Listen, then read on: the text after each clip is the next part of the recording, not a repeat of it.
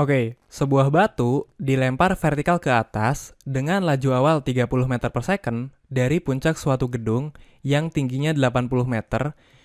Jika besar percepatan gravitasinya itu 10 meter per second kuadrat, maka waktu yang diperlukan batu untuk mencapai dasar gedung adalah... Oke, jadi gini.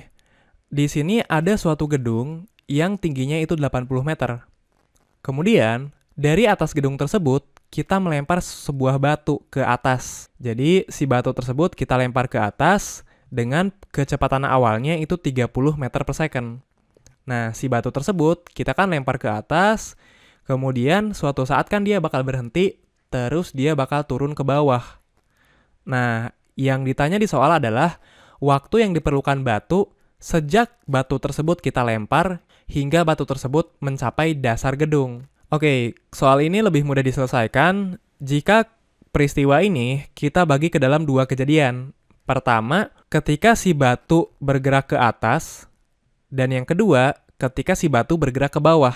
Kita misalkan dia gerak ke atas itu selama TA, dan dia gerak ke bawah itu selama TB. Nah, jadi yang ditanya di soal ini adalah TA ditambah TB.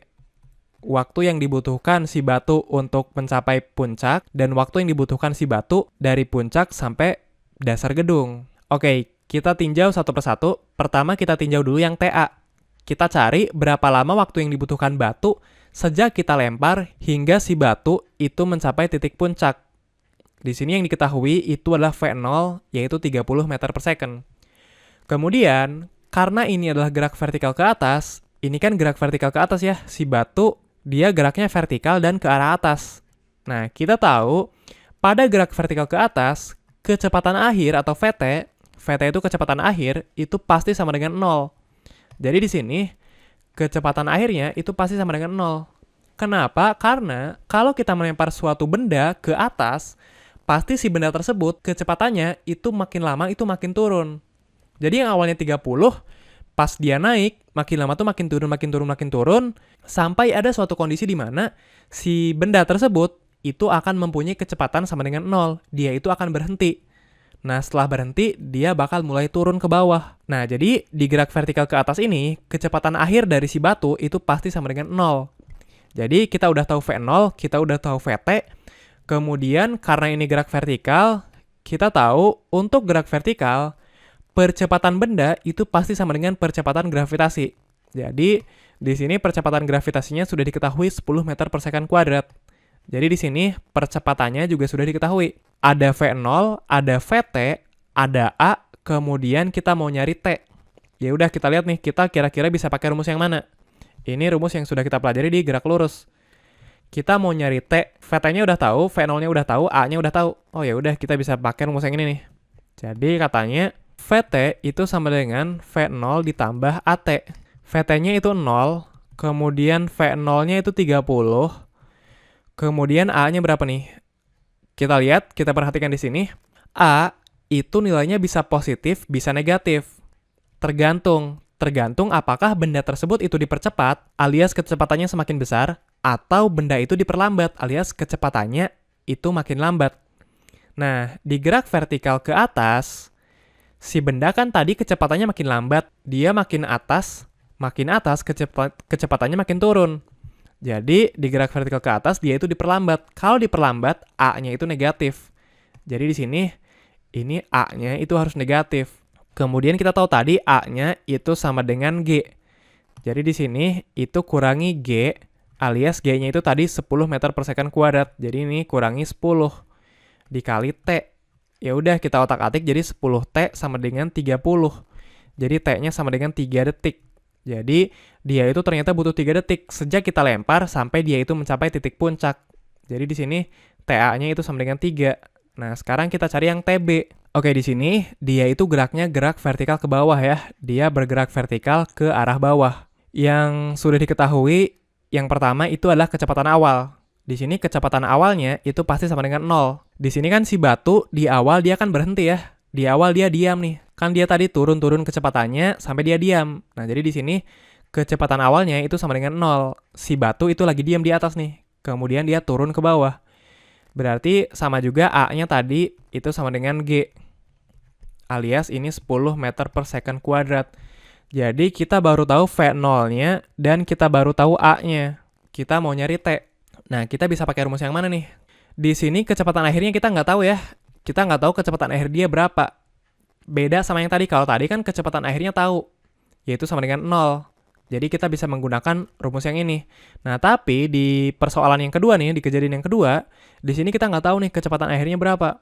Kita baru tahu V0-nya, kita tahu V0-nya tahu, kemudian A-nya juga tahu. A-nya tahu, dan kita mau nyari T-nya. Kita mau nyari T-nya. Persamaan yang ini itu nggak bisa kita gunakan karena di sini nggak ada T ya. Kan yang mau kita cari itu T. Di sini nggak ada T-nya, berarti ini bukan. Kemudian yang ini juga nggak bisa kita gunakan karena kita nggak tahu VT-nya nih. Kita VT-nya nggak tahu, kecepatan akhirnya nggak tahu. Nah, sementara yang ini, di sini kan ada S nih. Kita S-nya belum tahu juga. Tapi si S ini sebenarnya bisa kita cari. Jadi S itu kan jarak. Kita bisa nyari nih sebenarnya jarak dari sini sampai sini. Kita bisa nyari gimana caranya. Jadi kan jarak dari sini ke sini itu sama aja dari jarak dari sini ke sini ditambah jarak dari sini ke sini. Nah, jarak dari sini ke sini itu udah jelas 80 meter. Ini 80 meter. Nah, yang belum tahu dan yang bisa kita cari tahu itu adalah jarak dari sini ke sini. Nah, kita gunakan nih yang tadi nih, gerak vertikal ke atas tadi. Kita pakai. Kita ingin tahu jarak dari sini ke sini. Kita mau nyari tahu S-nya. Tadi T-nya udah tahu 3 second, kemudian V0-nya tahu, VT-nya tahu, A-nya tahu. Oh ya udah kita bisa pakai rumus yang ini nih. Kita bisa pakai rumus yang ini nih misalnya buat nyari S-nya. Jadi S dari sini ke sini itu adalah tadi V0T tambah setengah AT kuadrat. V0-nya itu 30, T-nya itu 3, ditambah setengah, A-nya itu 10. Ingat ya, kalau gerak vertikal ke atas itu diperlambat. Kalau diperlambat, A-nya itu negatif. Jadi di sini A-nya itu negatif. Jadi ini negatif 10 ya. Dikali T kuadrat itu 3 kuadrat. Jadi ini 90 ditambah, ini ada negatif, berarti ini jadi dikurangi ya. Ini coret, ini 5 dikali 9, 45. Ini sama dengan 45 meter. Jadi jarak dari sini ke sini itu adalah 45 meter. Sehingga jarak totalnya itu adalah 45 tambah 80 itu 125 meter. Oh ya udah, sekarang kita bisa pakai rumus yang ini nih. Karena S-nya tahu, V0-nya tahu, A-nya tahu, dan kita mau nyari T-nya. Jadi katanya kan S itu sama dengan V0T tambah setengah AT kuadrat. S-nya itu 125, V0-nya tadi 0, T-nya itu mau kita cari, ditambah setengah, A-nya di sini kalau gerak vertikal ke bawah, dia itu dipercepat. Kalau dipercepat, A-nya positif. Jadi di sini A-nya positif, A-nya itu sama dengan G, yaitu 10 meter per second kuadrat, dikali T kuadrat. Ini 125, ini 0 kali T itu 0, ini coret-coret 5 T kuadrat. Ini berarti 125 dibagi 5 sama dengan T kuadrat. 125 bagi 5 itu adalah 25. Jadi T-nya itu sama dengan 5 second. Nah, jadi waktu yang dibutuhkan batu dari sini sampai sini itu adalah 5 detik. Jadi totalnya itu adalah 8 detik. Jadi jawabannya itu 8 detik yang D.